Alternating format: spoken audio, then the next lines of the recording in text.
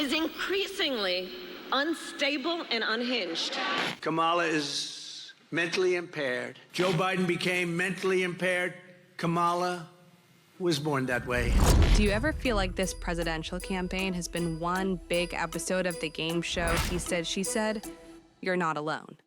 A recent Pew poll found that only 22% of Americans trust the government to do what is right most of the time. And Gallup found nearly 70% of Americans don't trust the media. So if we don't trust what our politicians are saying and don't trust how the media reports what they're saying, how are we ever supposed to figure out what's actually true?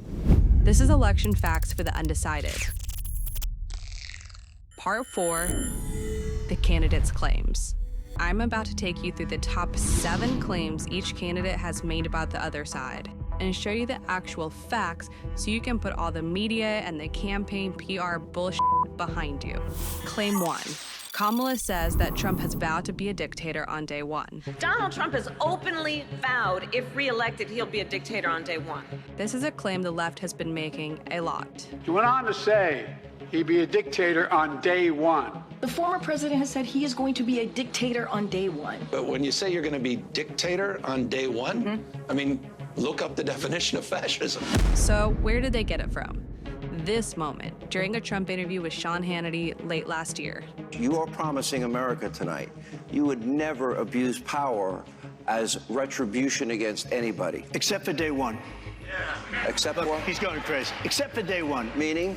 I want to close the border, and I want to drill. That's not retribution. So it seems that Trump was talking about executive orders, specifically to close the border and to drill for oil. The AP wrote that Trump has a long history of making inflammatory proclamations that spark outrage from detractors and generate a stream of headlines without ever coming to fruition. Often they are made in a tongue-in-cheek manner, and that his campaign claims the remarks were simply trying to trigger the left and the media with his dictator comment. So, did he mean it? Well, that's up to you to decide. Claim 2. Trump says that the left supports abortion even if the baby is born alive. The Democrats are radical in that. Her vice presidential pick says abortion in the 9th month is absolutely fine. He also says execution after birth. It's execution, no longer abortion, because the baby is born, is okay. The left has claimed several times that this is simply just a lie. Former President Trump claimed that some states are executing babies after birth. That is not happening anywhere in the United States. It is not happening, and it's a lie. It's a bold-faced lie. So what's the truth? There are currently no abortion restrictions in Minnesota, thanks to the PRO Act, which Tim Walz signed in 2023. It states that every individual who becomes pregnant has a fundamental right to continue the pregnancy and give birth or obtain an abortion. But it does not provide any timeline for which that abortion must take place. ABC's Martha Raddatz recently reported that there are 9 U.S. states that do not currently have any restrictions on the time of an abortion. Currently, 9 states and the District of Columbia have no gestational ban on abortions. So what about after birth? A Minnesota law that had been in place since 1976 required that if an infant was born after a failed abortion, the medical personnel were required to, quote, preserve the life and health of the born alive infant.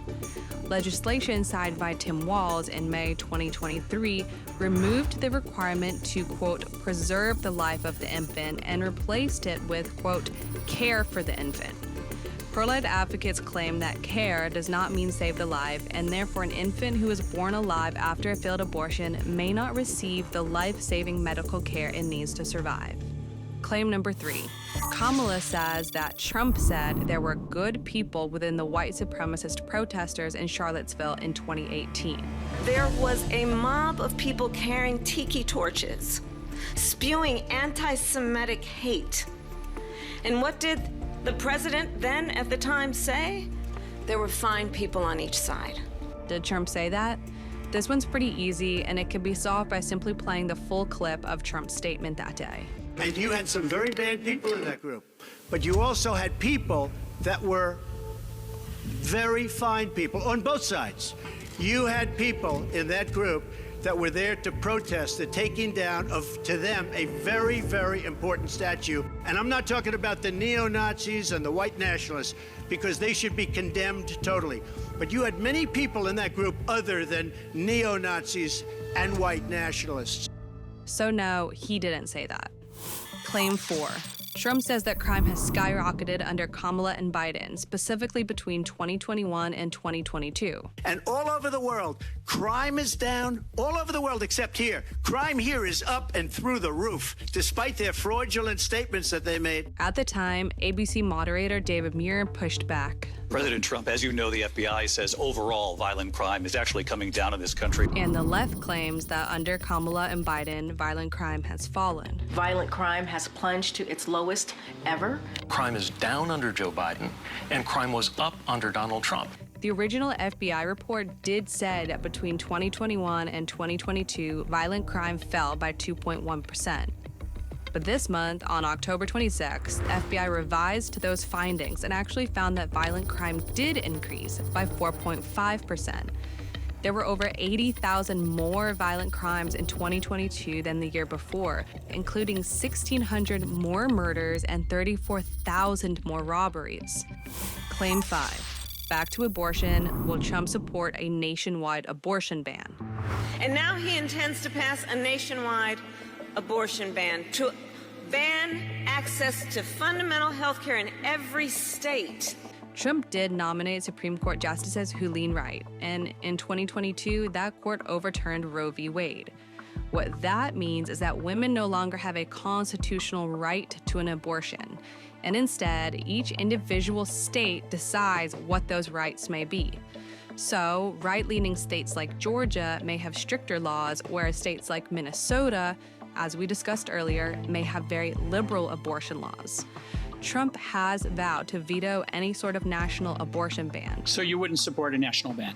No, I wouldn't support a national ban. No, I would not. Also received backlash from pro-life conservatives for not being pro-life enough, especially when he suggested Florida's proposed 6-week abortion ban isn't long enough. Well, I think the 6 week is too short. It has to be more time. Claim 6, Project 2025.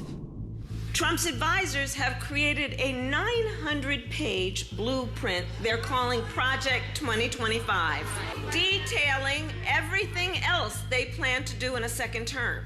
Project 2025 was developed by the Heritage Foundation, a right-leaning think tank based in D.C. It's a set of policy suggestions aimed to put America back on track, calling for deporting illegal immigrants, unleashing American energy production, and increasing accountability and oversight of the FBI and DOJ.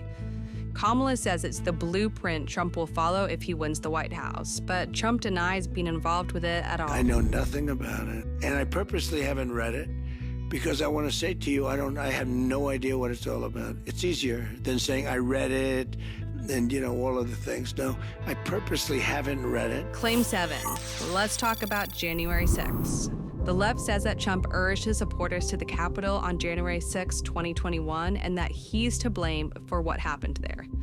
President Donald Trump incited a violent mob to attack the United States Capitol, where 140 law enforcement officers were injured and some were killed. What's the truth? Trump did urge his supporters to protest what he believed were unfair election results in 2021.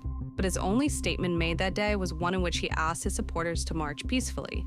I know that everyone here will soon be marching over to the Capitol building to peacefully and patriotically make your voices heard. Trump has fired back at the claim, saying that Democrats are actually to blame for what happened that day, specifically Nancy Pelosi. Why her? Because Trump had offered extra National Guard protection at the Capitol before the riot occurred, which Pelosi turned down. She addressed it in a video clip obtained by the House, taken by Pelosi's daughter, for a documentary she was filming about her mom. We have responsibility, Terry. We did not have any accountability for what was going on there, and we should have. They clearly didn't know, and I take responsibility for not having them just prepare for more. In reality, a lot of U.S. voters have already made up their mind, no matter what the facts truly are behind the claims each candidate makes against the other. But this is a video for those who still value truth and who understand that without it, our democracy, no matter who you want to vote for, won't stand. Those are the facts. Now it's time for you to decide.